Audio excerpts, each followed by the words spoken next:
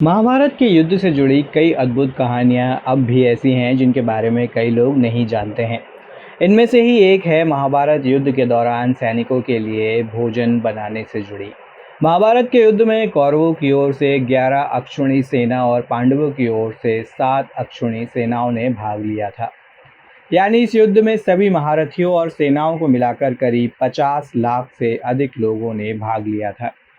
लेकिन यहाँ अब सवाल ये उठता है कि इतनी विशालकाय सेना के लिए युद्ध के दौरान भोजन कौन बनाता था और कैसे ये सब प्रबंध करता था। और सबसे बड़ा सवाल कि जब हर दिन हजारों लोग मर जाते थे तो शाम को किस हिसाब से खाना बनता था।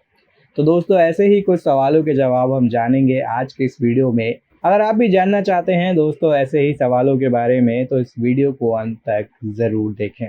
दोस्तों, महाभारत को हम सही मायने में विश्व का प्रथम विश्व युद्ध भी कह सकते हैं, क्योंकि उस समय शायद ही ऐसा कोई राज्य था जिसने इस युद्ध में भाग लिया हो। उस काल में आर्यवर्त के समस्त राजा या कौरव अथवा पांडव के पक्ष में खड़े दिख रहे थे। हम सभी जानते हैं कि श्री बलराम और रुक्मी ये दो ही ऐसे व्यक्ति थे जिन्होंने इस युद्ध में भाग नहीं लिया था।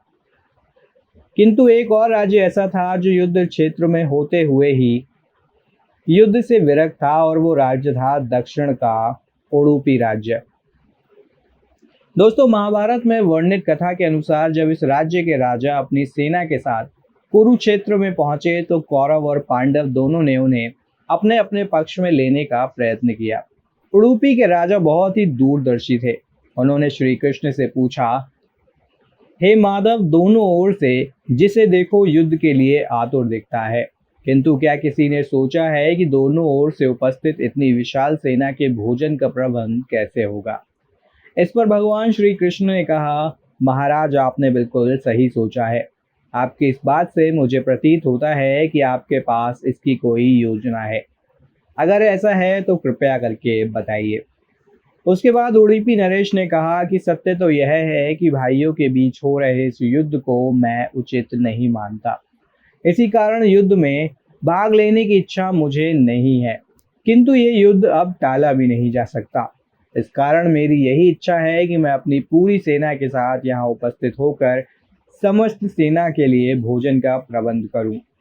राजा की बात सुनकर भगवान श्री कृष्ण ने कहा, आपका विचार उत्तम है। इस युद्ध में लगभग 50 लाख योद्धा भाग लेंगे, और अगर आप जैसा कुशल राजा उनके भोजन का प्रबंध देखिएगा तो हम सभी उस ओर से बेफिक्र रहेंगे। वैसे भी मुझे पता है कि सागर जैसे विशाल सेना के लिए भोजन प्रबंध करना आपके और भीमसेन के अतिरिक्त और किसी में भी संभव नहीं है। किंतु भीमसेन इस युद्ध से विरक्त नहीं हो सकते, इसलिए मेरी आपसे प्रार्थना है कि आप अपनी सेना सहित दोनों ओर की सेनाओं के भोजन का भार संभालिए। पहले दिन उन्होंने उपस्थित सभी योद्धाओं के लिए भोजन का प्रबंध किया। उनकी कुशलता ऐसी थी कि दिन के अंत तक एक दाना भी अन्न का बर्बाद नहीं होता था। जैसे जैसे दिन निकलते गए योद्धाओं की संख्या भी कम होती गई। दोनों ओर के योद्धा ये देखकर हैरान रह जाते थे कि हर दिन के अंत तक उडुपी नरेश केवल उतने लोगों का भोजन ही बनवाया करते थे जितने वास्तव में उपस्थित रहते थे। किसी को समझ नहीं आ रहा था कि आखिर उन्हें यह कैसे पता चल जाता है कि आज कितने योद्धाओं की मृत्यु हुई है। इतनी विशाल सेना के लिए भोजन का प्रबंध करना अपने आप में ही एक आश्चर्य था, और उस पर भी इस प्रकार के अन्न का एक भी दाना बर्बाद ना होना, जो एक किसी चमत्कार से कम नहीं था। आखिरकार जब 18वें दिन युद्ध समाप्त हुआ और पांडवों की जीत हुई, तो अपने राज्य अभिषेक के दिन आखिरकार युधिष्ठिर ने उडुपी के राजा से पूछ ही लिया कि समस्त देशों के राजा हमारी प्रशंसा कर रहे हैं कि किस प्रकार हम कम सेना होते हुए भी हमने उस सेना को परास्त कर दिया जिसका नेतृत्व पितामह भीष्म, गुरु द्रोण और हमारे भ्राता जैसे महारथी कर रहे थे। लेकिन मुझे लगता है कि सबसे अधिक प्रशंसा के पात्र आप हैं, जिन्होंने न केवल इतनी विशाल सेना के लिए भोजन का प्रबंध किया, बल्कि ऐसा प्रबंध किया कि एक दाना भी अन्न का व्यर्थ ना हो। मैं आपसे इसका रहस्य जानना चाहता हूँ। अपने जवाब में उडुपी नरेश ने कहा कि सम्राट, आपने जो इस युद्ध में विजय पाई है उसका श्रेय किसे देंगे। इस पर सम्राट ने कहा, श्री कृष्ण के अतिरिक्त इसका श्रेय और किसी को दिया ही नहीं जा सकता। अगर वह नहीं होते तो कौरव सेना को हराना असंभव था।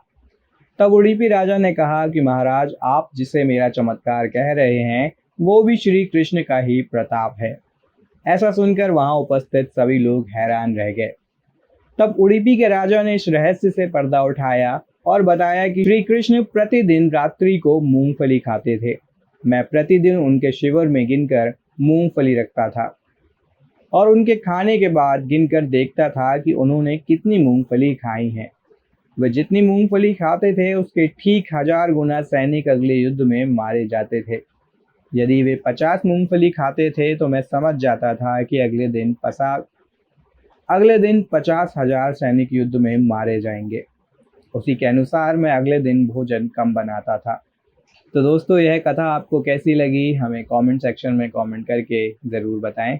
वीडियो पसंद आया हो तो लाइक और शेयर ज़रूर करें और चैनल को सब्सक्राइब करें ऐसी ही और भी वीडियोस देखने के लिए। तब तक के लिए आप सभी का धन्यवाद।